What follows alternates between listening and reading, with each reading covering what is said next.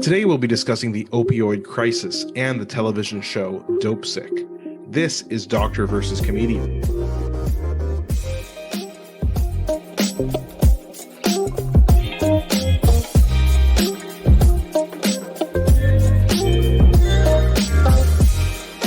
I'm Dr. Asif Doja, and this is the Doctor of Laughs.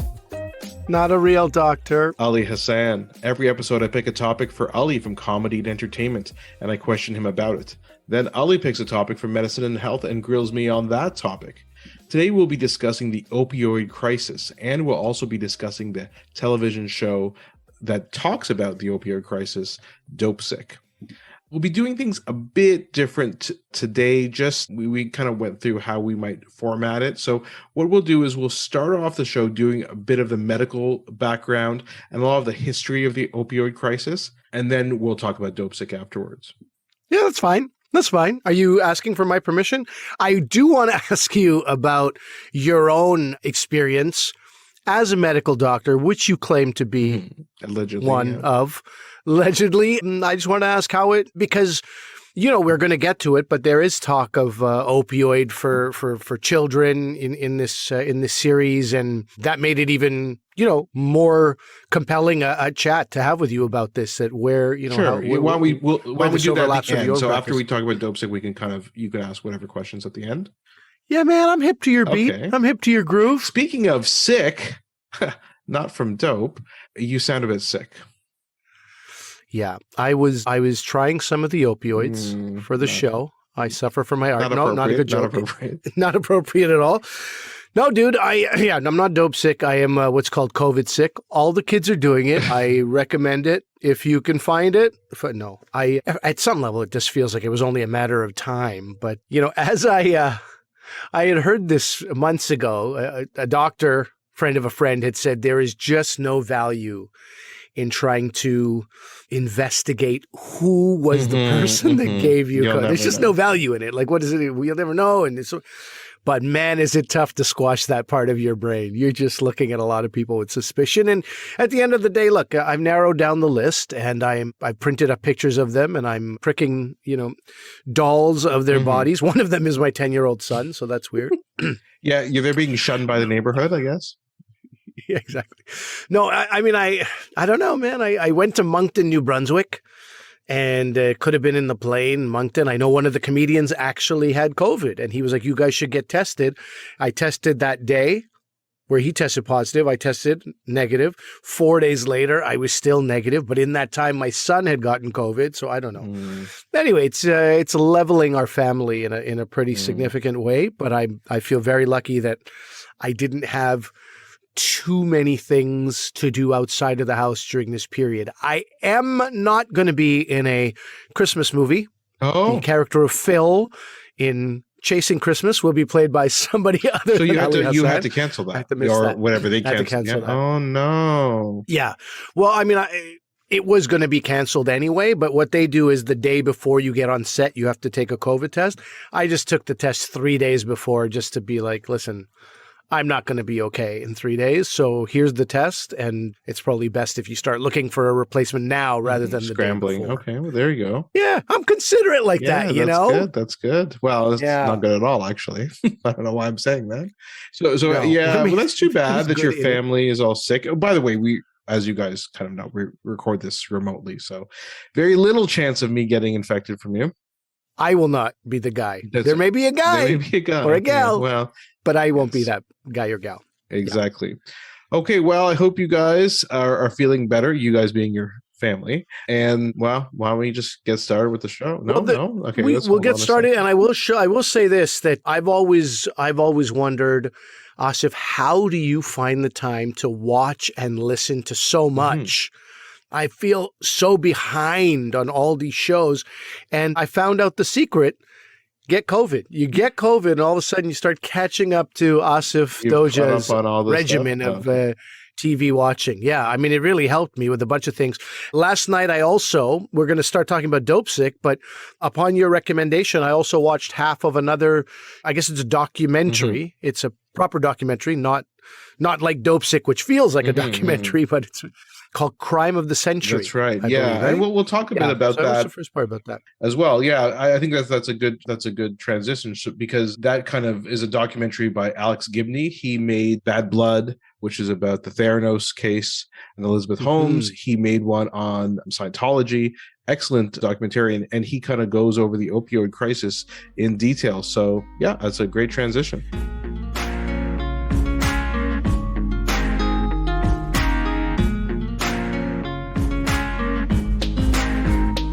So let's discuss then the kind of the history of opioids and their abuse. And like I said, this documentary, it's called The Crime of the Century by Alex Gibney. It's based, there's several books on that deal and look at the opioid crisis, and it's based on one of those books. We'll put the links in the show notes. And so when I first heard about this documentary, I thought, The Crime of the Century? Come on, hyperbole, exaggeration. It's not. It was the crime of the century. It really is. And you know, one of these things, now I know we're going to focus on Dopesick, but Crime of the Century, you know, if you watch it after Dopesick, it really supports what you just watched in such an incredible way. And I felt like every second or third line was of critical importance. Exactly. It's very, very dense. I rewound a bunch of times to be like, I got to hear that again. And right out of the gate, there are these facts that you're given. And I think those facts lend themselves well to the beginning of this discussion. Facts such as it is, you know, cost America, you know, trillions of dollars. It has made, you know, Purdue Pharma in particular, opioid have made them billions of dollars. Facts like every 25 minutes, a child is born with opioid withdrawal symptoms, right? I mean, this is like, as you go through that first 3 minutes of Crime of the Century, if you didn't have an idea beforehand, you certainly get a very, very compelling take on what this is all about and how pervasive and awful exactly. And, you know, this documentary was filmed a couple of years ago. Though some of it takes place, you can tell, during the pandemic. You can always tell because there's police raids and everybody's wearing a mask, right? So you know, you can say it's 2020 and after. But at the time the documentary was filmed, 500,000 Americans had died from opioids. And we have similar numbers in Canada as well, comparatively speaking. So, you know, opium was, you know, as soon as it was discovered, and it's kind of the resin of this poppy plant, they go through in Crime of the Century how they kind of harvest the opium. You scratch the outside of the opium plant, and then you get this resin. And really, by 1839, it was the world's most traded commodity. And of course, people saw money in this, and then we had companies which we know about now, like Bayer, who makes aspirin, right? They were making heroin and marketing heroin, and Merck was making morphine. And then eventually kind of opioids became regulated when the US government made heroin illegal. And then you can't not talk about the opioid crisis without talking about the Sackler family. And again, you know what? I knew so little about these guys before I watched the documentary in Dopesick. And that is by design. They tried to, as you see, you know, stay out of the limelight and push other people forward. Because their company, you know, people think it's Purdue Pharma, which is not Purdue Chicken. And that's a joke that comes up in Dopesick. Because I think the U.S. Attorney General actually thought that they were going after Purdue Chicken, but it wasn't. It was Purdue Pharma. I think that's a true story. So anyway, so the Sackler family, they're basically known as philanthropists. They're known as, you know, donating to art museums. There's wings of art museums that were named after them. A lot of them has been removed because of a lot of the attention that the opioid crisis has brought to them. They were a privately held company, and they just made a lot of money. So the patriarch was Arthur Sackler. He was the co-owner of what was called Purdue Frederick back in the earlier part of the 20th century. And he was a pioneer in the marketing of pharmaceuticals. And that's it. So there's two things that he did. He bought this small company, Purdue Frederick, and he also bought an advertising company. Exactly. And he was the first person to kind of combine those things. This is pioneering work. Combine advertising, a certain type of advertising, aka lying, not always lying, but It was, well, exaggeration and yeah. manipulating certain people's words. It's the old, 3 out of 4 dentists Yeah, agree. he was the guy who pioneered that. And basically, I mean, the short story is he had doctors lie and stump for pharmaceutical sales that he was involved with, and that his company was involved with. So the drugs they were making back then were like Librium and Valium, which are used for anxiety. Valium's diazepam. So he kind of, again, as you're saying, pioneered this whole kind of combination of advertising and pharmaceuticals, which had never really been done before. So that company was worth a huge amount of money when he died, and then it kind of went to all of his heirs, and then they're the ones who continued. So the whole idea of oxycontin and opioids, that didn't even exist when Arthur Sackler was alive. Oh, so the morphine, which was MS-contin, right? That was not under the patriarch. No, that came from his exactly, sons. Yeah, Okay. exactly. Okay. So then, and there's a great timeline kind of looking at the opioid crisis in Elle magazine of all places. And they kind of looked at, they were talking about Dopesick, but they wanted to say, what really happened, because this show is really based in fact. And so one thing that's very interesting, and it comes up in Dopesick, and it's a true story. So basically, a lot of the pharmaceutical companies, and especially Purdue Pharma, would say in their marketing of MS-contin and then OxyContin that opioids are not addictive. And they quote a study from the New England Journal of Medicine that says less than 1% of patients with opioids became addicted. And you're like, that's a very interesting study. But the problem is no one can find this study. People just kind of report it and reference other people referencing it, but it's hard to actually find the study. So this study, which based so much of the propaganda, they need a Snopes.com for this to find this out. So basically, what happens is there actually was a New England Journal piece on this, but it was a 5-sentence letter to the editor written by Jane Porter and a Dr. Herschel Jick. And basically what they did was they looked at hospitalized patients in certain states, and they felt that in those patients who were hospitalized with pain and things like that, they thought addiction was rare. They didn't mean outpatients. They didn't mean people prescribed drugs for moderate pain, which was the whole thing that Purdue ended up doing, is prescribing these drugs for moderate pain. But it was a 5-sentence thing. And Herschel Jick has been interviewed afterwards, and he said, I'm mortified that this was used as an excuse to do what these drug companies did. But it just goes to prove that these companies will do anything to try and justify things for their sales. And this guy, was it Herschel Jick, his first name? Herschel Jick, also relatively unique in a way in this story, in that he and his words and his experience wasn't co-opted by Purdue.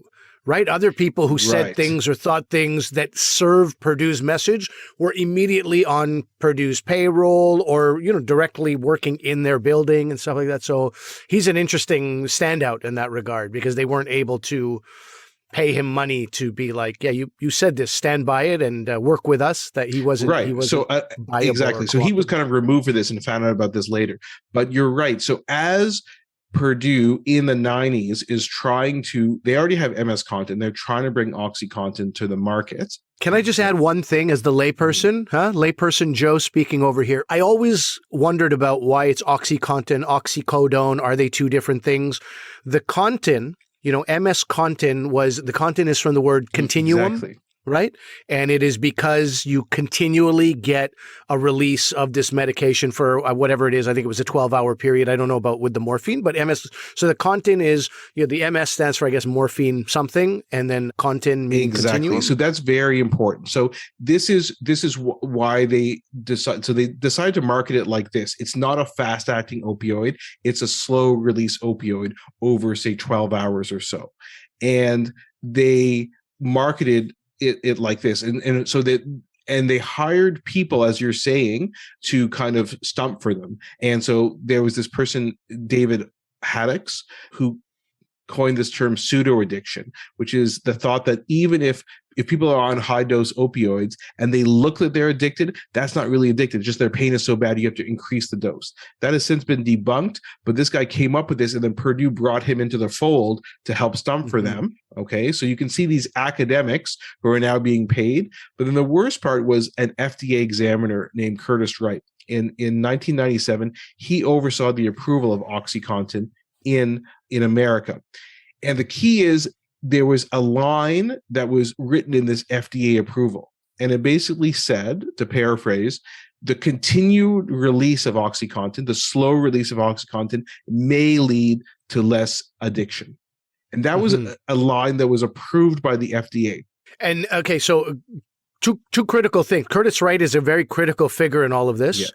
Right? The fact that he was brought in, co-opted, or whatever the right term is brought in to, he was later hired by Purdue to work at Purdue. A year after the FDA, after he left the FDA, and after this was approved. Yeah.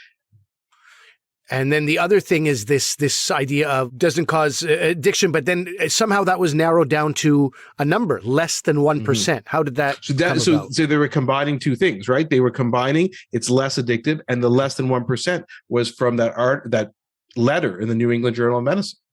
So this was this was the kind of propaganda by pharma.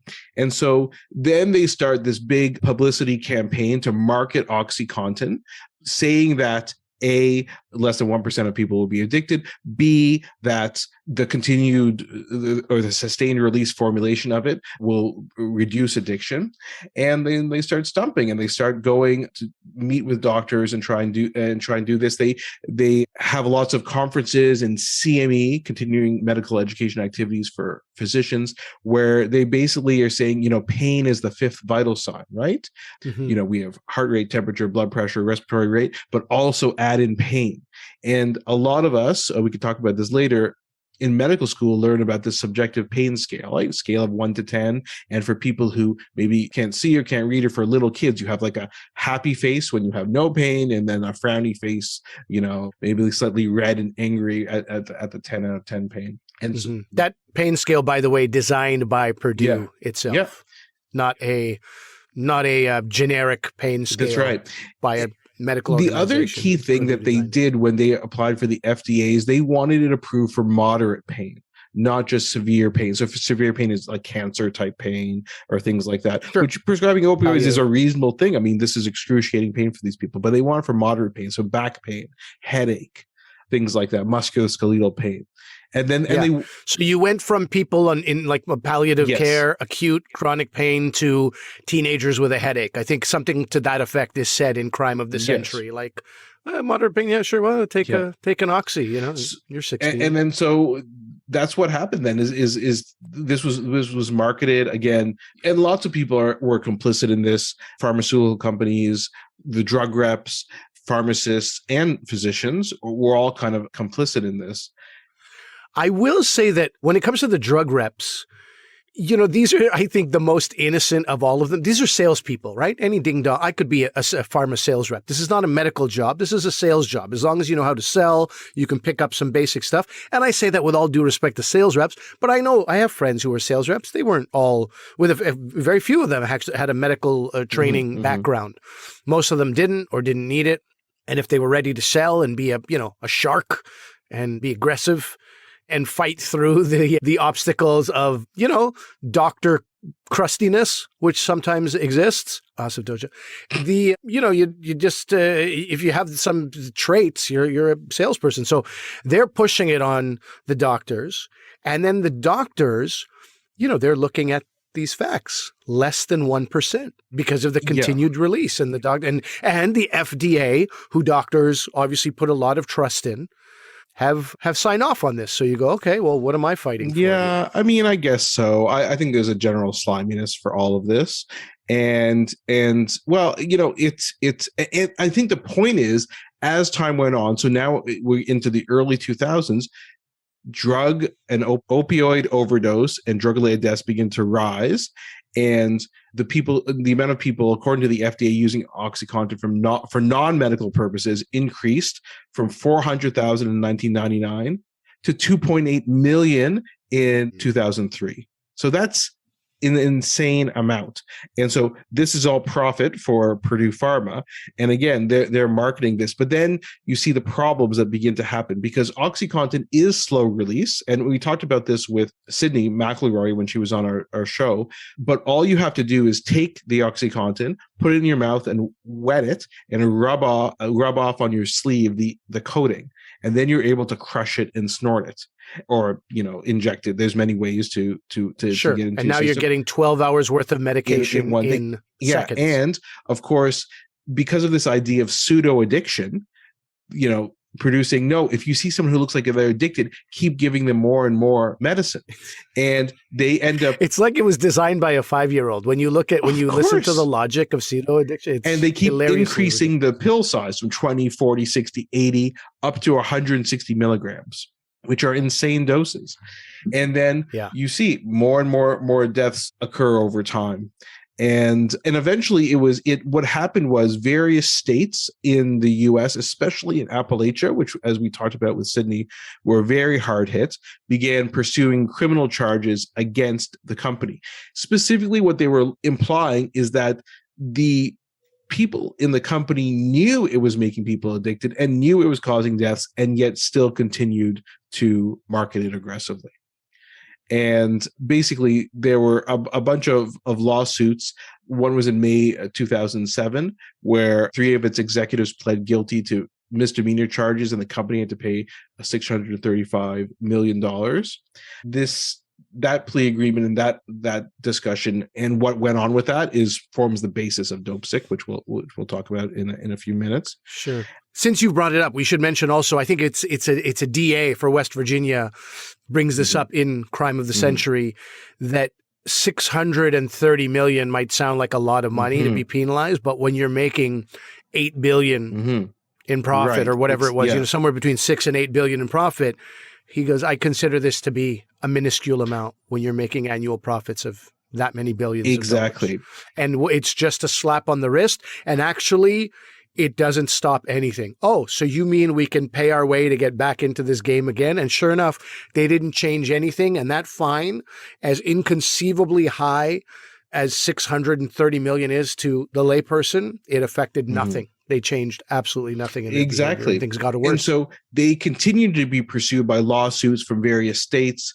And eventually, you guys may have heard of this, basically last year and in 2020, after a very long federal investigation, Purdue Pharma agreed to plead guilty to criminal charges in the marketing of OxyContin and of defrauding federal health agencies and paying illegal kickbacks to physicians. So let's just take a step back to talk about what those kickbacks look like. Essentially, these are what are called pill mills, and they were very prominent, especially in Florida. And we always make fun of Florida for the Florida man memes and things like that. But what would happen is too much to make. Yeah, I mean it's ridiculous. So what would happen is they would have these pill mills. And so there would be a doctor there basically just writing prescriptions, doing a cursory examination, just writing prescriptions. And everybody who's addicted knows you just go there and then there'd just be lineups at the door all day, just prescription after prescription after prescription. They would make money. Then there would be pharmacies who are participating in prescribing and giving out ridiculous doses and amounts of OxyContin. And of course, the physicians, for writing more and more prescriptions, would get kickbacks from the pharma company. So cash, trips, dinners at expensive restaurants and things like that. And some of these companies had spreadsheets exactly with the doctor's name and the amount they prescribe and how much money they're going to give them for doing that extra. So basically, the Purdue Pharma was kind of found that kind of guilty or pled guilty for these criminal charges. Kind of guilty. They pled guilty for these criminal charges and faced penalties of $8.3 billion, which was the largest ever imposed on a pharmaceutical manufacturer. The Sackler family themselves had to pay $225 million in civil penalties, which is still a fraction because the net worth of the family is $13 billion. So it's still not a huge amount. But then you might have heard there was kind of a bit of back and forth between the courts. And then recently in September, the company made a plan that they proposed, kind of a counter, not offer, but like this was the agreement that they wanted approval of, where it was a $4.5 million plan that would dissolve the company restructure it into a public benefit corporation that would be focused on addressing the opioid crisis and repaying individuals and families who are harmed by it. And then it will be, this settlement will be financed from the Sackler family, basically. But part of it was that the Sacklers would not have any exposure to civil litigation over the opioid addiction. But that settlement was just overturned in December, and there's some controversy of whether they actually can be released from civil liability or not. So that's still going through in the courts, but the company is definitely in extreme dire situations because of all the court cases. And the family is basically ruined, which is certainly what they deserve. I mean, Asif, to say that family is ruined is almost, it doesn't come close to cutting. Like, what we haven't touched on is how actual families were actually ruined. Yeah, you know what I mean? Like, because of oxycontin. I mean, the states of Maine and West Virginia and Kentucky, there's states that were just, populations of people just decimated. And I think both this documentary and this show, Dopesick, the show, and Crime in the Century, both show that as in the most compelling way possible, with parents holding pictures of their kids, one pill, one overdose. This was my son, this was my daughter, this was this person, and all the doctors are constantly like, these are hardworking people. These are salt of the earth, hardworking people, and they deserve better than this. And Sackler didn't care at all. Honestly, they're portrayed as not being able to show any empathy. And I mean, what do you say to it? I mean, I don't think that they do. In the end, money was the ultimate thing for them. Well, it's interesting because where they finally would pay attention is when some pharmacy, you're talking about pill mills, the opposite was certain pharmacies that were like, we're not going to stock oxycontin for fear of robbery. Of course, We've been robbed so many times because people are desperate for oxycontin, selling it on the black market. In certain states, 70% of crimes were oxy-related, right? That's a and then amount. Purdue, their drug reps would threaten to sue those pharmacies for if they didn't carry OxyContin. Exactly. It was so anyway. It was crazy. And like I said, I do think everybody has some responsibility to this, and I'll use the example of fentanyl as to talk about some other people who have responsibility. So, as Dr. McElroy talked about a couple episodes ago on our podcast, OxyContin, they've kind of changed the way it comes. So she compared it to like a Skittle, right? So you can't crush it anymore. And so there are things that Purdue has done. It really is too little, too late, but to kind of curb the ability to crush that and use it. It's been 25 years, man. It's so crazy. So, of course, now we talk about fentanyl and fentanyl deaths, which kind of increased. And, fentanyl is 100 times more powerful than morphine. And companies, again, in the 2000s were looking for ways to now market fentanyl. And this documentary, Crime of the Century, also talks about this company, Insys Therapeutics, which was started by this guy, John Kapoor, originally from India, immigrated to the US and started this company. And they also started getting these pain clinics involved. A lot of these pain clinics that they talk about, which were marketing and selling this fentanyl, it was a sublingual, so it's like a spray you can spray underneath your tongue, so really quick absorption. These were pain clinics. They were cash only, a lot of these pain clinics. There was menus. So they give you like a menu, like a laminated menu, and you just kind of check off what you want. I mean, this is a doctor's office, but this is what's going on. And well, as you mentioned, Kapoor did come from India. And if there is a country out there that has no regard for the layperson. and is it scamming people? I know. It is your India. It's your precious Sounds like we're being India. racist, but listen, we're both South Asian. My family's from India, so hopefully we can say that. Again, so what's really interesting in this is when they talk about Insys Therapeutics, in the documentary, they have actually one of their drug reps who moved up the ranks and just what they would do to get the doctors on board, the pharmacists on board, and the insurance companies on board. Insurance companies were never really on board with any of this, but they would actually have people who worked at the pharmaceutical company who would intervene on behalf of doctors to negotiate with the pharmaceutical company to the insurance company to make sure it was covered for each of the people, and just the amount of lies.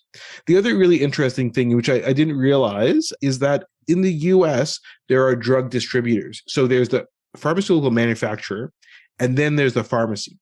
But in between is a drug distributor who distributes in bulk quantities to all the pharmacies in various parts of the U.S. And there's about 3 big drug distributors. And one of them, for example, is Cardinal Health in the U.S. So they would have seen these drug distributors, these huge orders, or which are just crazy orders of magnitude in terms of oxycontin sales, fentanyl sales, and things like that. Should be red flags. They could have easily put a stop to this, reported it to the FDA, but they didn't. Again, because money is so paramount for all these different people. So, like I said, everybody I think is complicit. And again, incest therapeutics, thankfully, also it was the subject of many lawsuits and is in dire circumstances as well, which they deserve. But I mean, when you name your company Incest Pharmaceuticals, that's a bad sign, isn't it? SYS, it's actually. Yeah. I mean, it sounds a lot like ISIS. I'm just going to throw that out there too. A lot of red flags. So, I think that's kind of the big overview. And of course, we're totally rushing over so many of the details of this. But maybe now is a good time to kind of segue into Dopesick and talk about how that show depicts the opioid crisis. Your wish is my command, sir.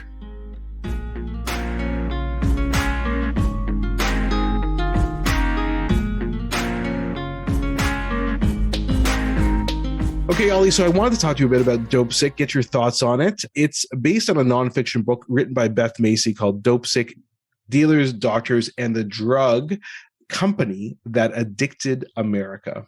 Like I said, there's quite a few books on the opioid crisis that are out there. Empire of Pain's another one.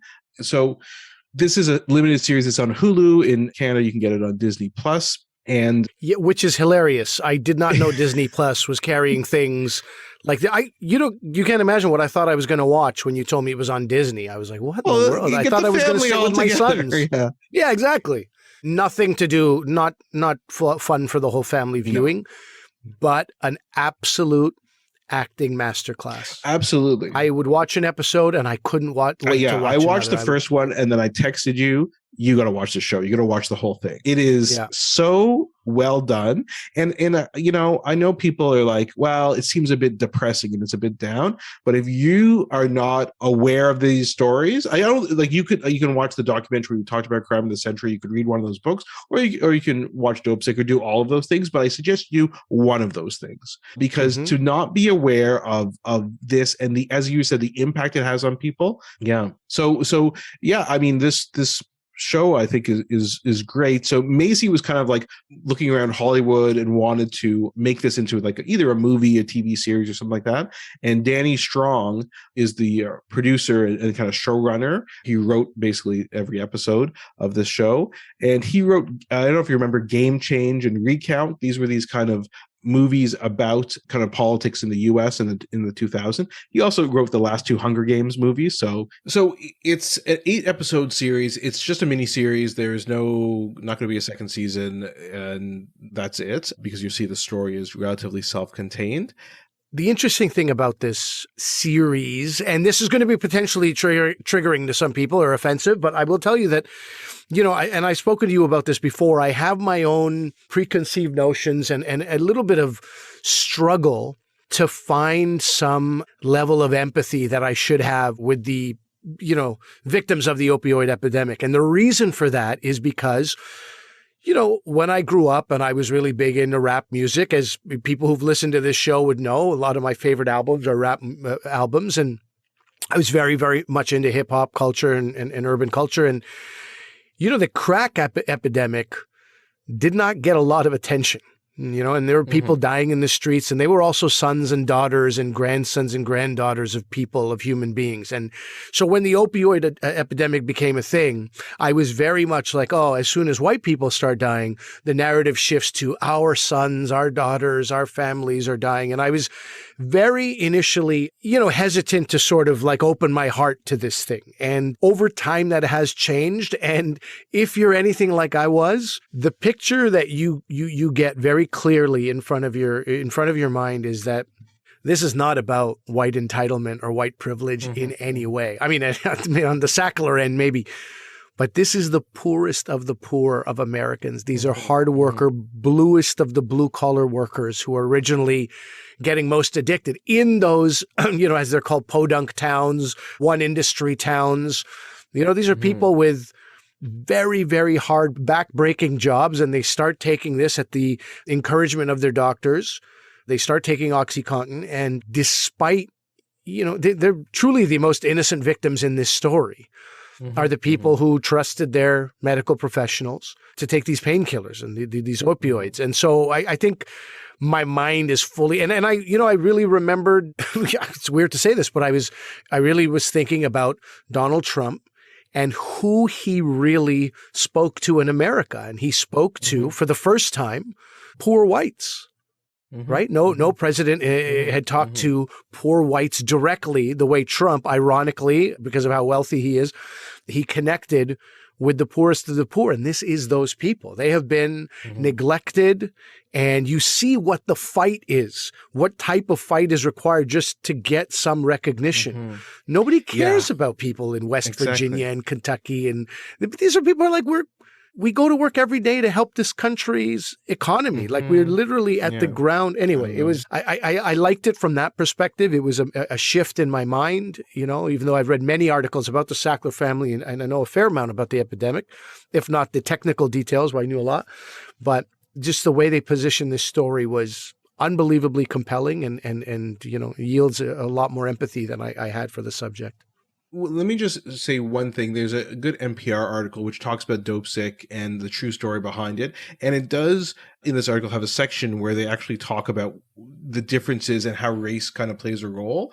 And so the short story is, there have been massive deaths from opioids and heroin for a very long time. Like, the idea of dope in the Black community and people of color in the U.S. has been around for a very long time. The problem is it was dealt with punitive criminal interventions, not trying to treat addiction. That is the problem, and that has been an ongoing problem. And of course, I don't that's a whole other topic other people have talked very extensively about in terms of the mass incarceration of African American individuals in the US. But this is it was just regarded as a criminal activity, and Black Americans of course face higher rates of incarceration and are denied access to healthcare for something like the treatment of addiction, right? They're just kind of thrown in jail and forgotten about. And interesting, during the pandemic, overdose deaths have surged amongst people of color from opioid deaths. During the pandemic in particular? During the pandemic. So I think it's something that's overlooked. And, just to be honest, I don't think you and I have the expertise to go into further detail. Not yet. But maybe it's something to talk about in a future episode as well. But I think it's definitely something to be pointed out. And again, to be fair, they don't talk about the impact on people of color very much in the show. The main character, who's a person of color, is played by Rosario Dawson, but she plays a DEA agent in the show. That's actually a fictional character. I don't know if you knew that Ali. So they did a very interesting thing in this show where they made some characters fictional and some characters are taken exactly from real life and they interact with each other, which is a very bizarre way of looking at it. So Rosario Dawson was kind of combined a bunch of people in the DEA and her storyline is her just trying to figure out from a criminal element what's going on. Can she bring charges against Purdue Pharma and the Sackler family, and the kind of roadblocks she encounters with that, especially with regards to the FDA and Purdue Pharma itself? It's not actually that strange because when you're trying to create the best story possible, sometimes you need some characters to light a fire and to make sense to a viewer, there has to be some inciting incident or some inciting character who does something. So sometimes those are created and it makes sense. But I did feel this is what I'll recommend. I'll recommend you watch Dopesick first and Crime of the Century second, and you will see how many characters are real and the ones that aren't real, like Michael Keaton's own, Dr. Phoenix. It doesn't matter because in the end, there were Dr. Phoenixes all across the country. One of the sales reps in Crime of the Century says he walked into a doctor's office and saw him wiping his nose and brushing OxyContin off his desk. He had just snorted it himself, right? So those people did exist, if not in that name, in that city. Exactly. And Michael Keaton is, don't we always forget what a good actor he is? Top 10, I would say highly underrated. But look, as an actor myself, as a fan of acting, that's my first thing. I always look at the acting. Flawless, man. Flawless performances. Peter Sarsgaard as well. All of them. I didn't see in these younger performers who are going through incredible pain and trauma, flawless performance after flawless performance. And if you saw something that was like not believable, please do tell me. But I was That's right. over and over impressed. So Michael Keaton is amazing. He won the Golden Globe for this, totally deserved. So Peter Sarsgaard and John Hugenanker, they play these real life U.S. attorneys, Rick Mountcastle and Randy Ramsayer, who eventually brought the suit that we were talking about earlier on to the company. And that was a long road too. And such a long road of working and things. Again, I won't ruin the story for you, but things get shot down at many levels and compromises have to be reached. And the interesting thing about these guys is they have these morals and ethics and they just kind of stick to them all the way through. I was really impressed by Peter Sarsgaard. Not that I wasn't impressed by John Hugenanker, but I'm not familiar with his work before this. But Peter Sarsgaard, he comes off as a certain character in his movies that he's been in. This Peter Sarsgaard, by the way, married to Maggie Gyllenhaal, and I just forgot it was him in this role. Like, it's just so well done. So they're great. We talked about Rosario Dawson. Then there's another thread that they follow is the individual family and the effects of it. And there's a character named Betsy who's played by Caitlin Dever, and just her battle with opioids. Her parents are played by Mare Winningham, who I didn't recognize. She's been in many things. She was actually in a lot of the Brat Pack movies early in the 80s. Totally didn't recognize her. And her father's played by Ray McKinnon. And you think he's just a guy they found, in Appalachia who's happens to play. It's so authentic. Yeah. And that story is really, it's devastating in terms of seeing an individual who you obviously come to care for throughout the series. Mm-hmm. And you can't forget the despicable Sackler family themselves. Those performances are amazing. It's crazy. And so Michael Stuhlbarg, who I also am not really aware of before this, plays the Richard Sackler, who is the main Sackler family member who was the president at the time or becomes the president. You see what happens in the show and spearheads the aggressive marketing of OxyContin. In real life, Richard Sackler is a bit of a enigma. Not a lot about him. Very private, and so I'm not sure this is exactly how he acts, but it certainly captures the essence of probably what somebody has to be like in order to have inflicted this upon the world. Completely incapable of compassion.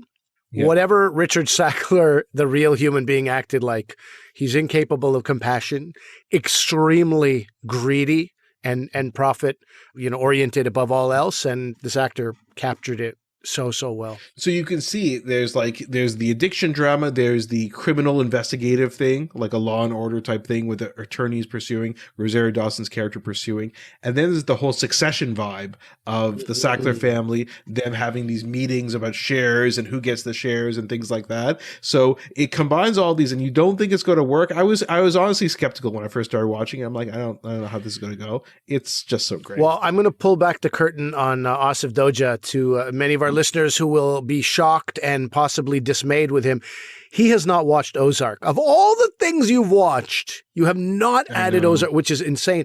But I'm going to say that if you love Ozark, if you're a fan of Ozark, there's a lot of overlap. There's a lot of overlap, particularly with this last season in this Dopesick story. And so, there's definitely much more of that, admin, governmental level stuff happening in Dopesick.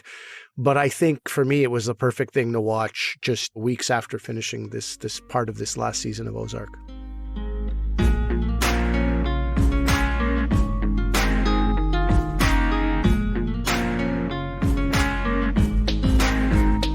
So, Ali, just for this final part of this episode, you said you want to ask me some. Yeah, you don't tell me direct questions. You don't tell me that I want to ask you. I tell you I want to ask you. Right? Enough with the bossing around. I do want to ask you. Again, you don't want to give away too much because this was a real shocker. But they did start talking about. Hopefully, this is not a spoiler, but they did start talking about Richard Sackler at one point asks one of his underlings, how is OxyContin for children coming along? And they're like, yeah, we're still developing it, right? It doesn't take a huge storyline, but it did occur to me like, oh my God, I didn't even consider that. But of course, in their greed, the Sacklers leave no human being unturned, regardless of age or status. They'll take money from anybody. They'll take money from a crying baby is the saying and the actual practice, I think, here. So obviously that translates, or in my mind, that translated in my conversation with you as a pediatric neurologist. Where do opioids come into your life? Do they come into your life? Have they been asked for by parents for their children? Have you ever prescribed them? Is this something you need to do? Yeah, it's an interesting question. So listen, when I go back to med school, I think about learning things like that pain scale and things like that. Have you been kicked out of your practice? You need to go back to med school? What are you talking about? No, I think thinking back to med school. Thinking back to med school. Yeah, when I went back to med school in remediation. No, when I was thinking back to med school, I was thinking about, learning about the pain scale for sure. I'm sure because, man, I went to med school, just again, so everybody's clear of the timeline, from 96 to 2000. This is when OxyContin was taking off, right? I hope you have an alibi, sir. Exactly. So I learned about the pain scale. I'm sure I went to some lunches every day when I did my internal medicine rotation. Every day there was a hot lunch sponsored by a different drug company. I didn't even pay attention to which drug company it was, but I'm sure one of them was Purdue and marketing OxyContin. So we definitely heard about the pain scale. I was definitely told, I know I've been told this by many people up until I would say even 10 years ago, that no, if you have true pain, you can keep on going up with opioids. I was told that, not for my own patients. I'll explain why I don't really prescribe them. So I remember this occurring in med school, but probably the last time I prescribed something was maybe in my first few years of residency of someone working in the emerge on one of my rotations, and someone broke a leg. So before I was doing neurology, just doing general pediatrics, you prescribe them maybe some Percocets or something like that. That's the last time I can actually remember prescribing something like that, maybe for an older teenager. But in general, we don't, because I went into neurology. So I guess there are some neurologists who specialize in pain medicine. Pain medicine, you can go through different ways to get into that. You can be a neurologist, a family doctor, a palliative care physician, an anesthesiologist. They all have different ways of getting to pain medicine. But I didn't do a lot of rotations or get exposed to pain medicine. In neurology, the main thing that we see that's a pain problem is headache and migraine, right?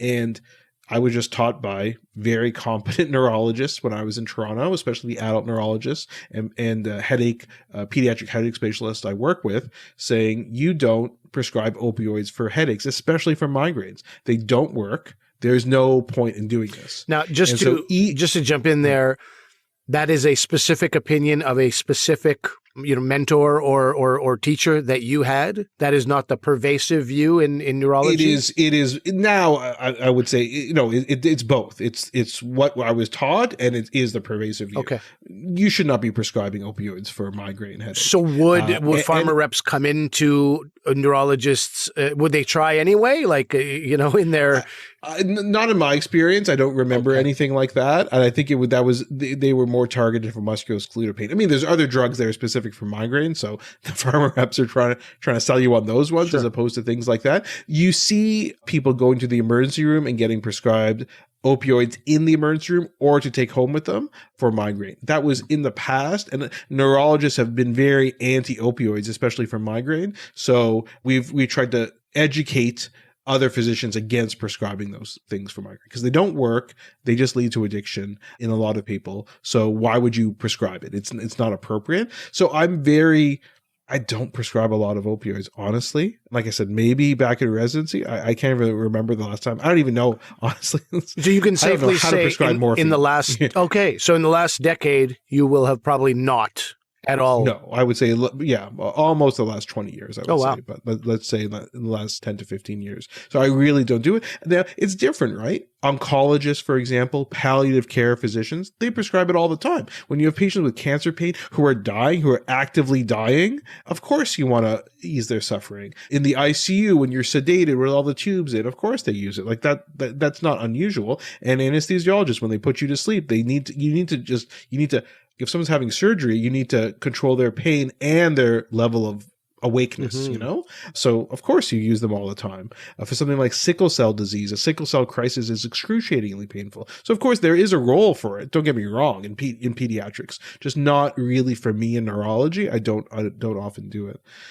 But I think back and I think like just watching these shows and these documentaries, doing all these readings, and I'm just think like, there is, the reason why I want physicians to educate themselves on it, obviously the average person needs to do it too, the lay person does, but because physicians were culpable in this. They were culpable in prescribing it, over-prescribing it. I think to myself, like that whole pain scale thing, pain is the fifth vital sign. Did I learn that?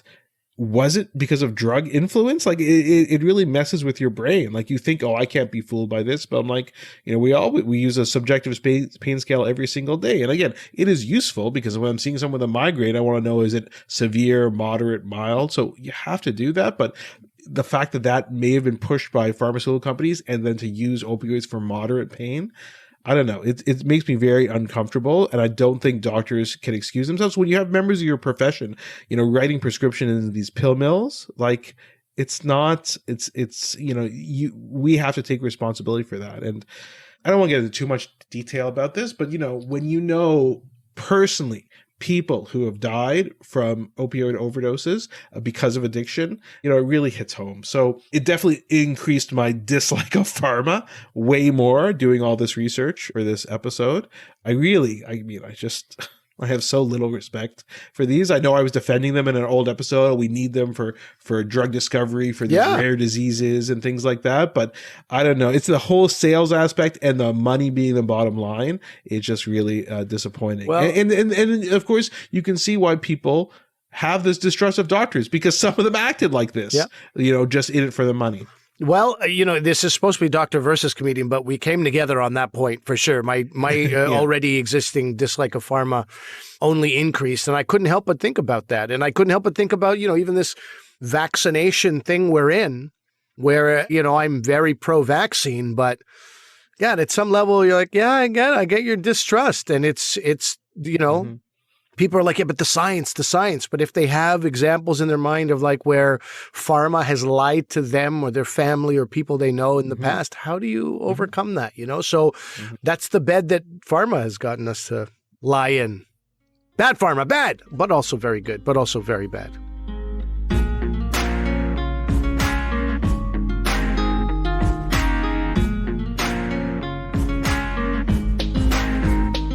So that's our episode for today. Hopefully people found it interesting. Like I said, we kind of did things in a bit of a different fashion, but hopefully you guys like that.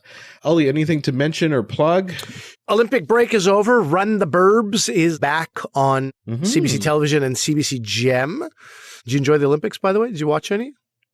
Yeah, I did enjoy the Olympics. It was pretty good. Two Olympics in a row with time zone difference is really tough. So I would say I'm less engaged this year as compared to previous and less engaged than even the summer ones in Korea. So yeah, how about you guys? No, I was too busy watching shows for this podcast.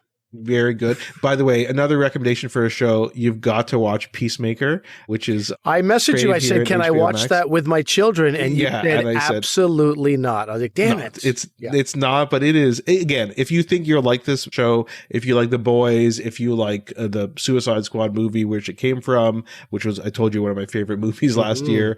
If you like Deadpool, then this is right up your alley. It's just a great, hilarious kind of break from reality. So it's been a savior. So yeah, Ali, you check that out. Let me know what you think. Will do. But remember that although I'm a doctor, I'm not your doctor. Medical issues we talk about are for your interest and information only, and they're not medical advice. Please consult medical professionals for actual medical advice. Thanks for listening. Bye.